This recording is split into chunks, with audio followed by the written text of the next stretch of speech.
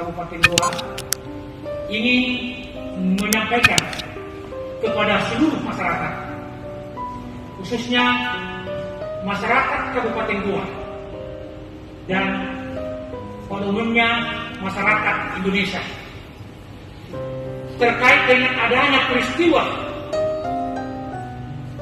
yang dilakukan salah satu oknum Satpol PP Kabupaten Goa, yaitu dugaan penganiayaan salah satu pasangan suami istri yang terjadi di kafe Pancira, Kecamatan Baden, Kabupaten Goa.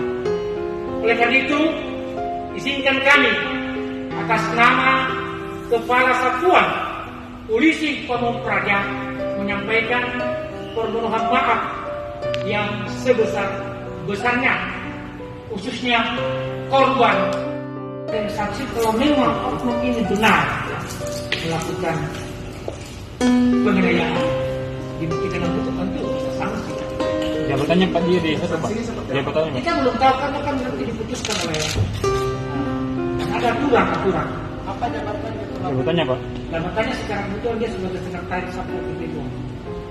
Apakah dia masuk juga di dalam sebagai anggota tim? Ya, di Goa ini berdasarkan petunjuk dari atas bahwa anggota ini Mardani masuk di tim 4. Karena di PP kami ini ada 4 tim yang dibentuk, tim 1, tim 2, tim 2, tim 3 dan tim 4. Nah, ini kami juga baru dapat informasi lewat teman kami diperlihatkan bahwa katanya negatif hamil. Ya, negatif, tapi itu masih kita belum buktikan secara medisnya. Lalu informasi dari teman, ya, itu kami belum. Ini yang kami akan selidiki. Apa benar ya? Ya, temannya.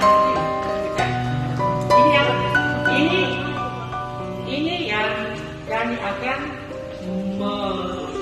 menelusuri apa benar ini. WA yang masuk kepada saya benar positif atau negatif. Ini kan baru tadi malam kejadiannya. Dan baru tadi kami menerima SMS lewat WA kami bahwa itu tidak hamil. Ini yang kami membuktikan apa benar.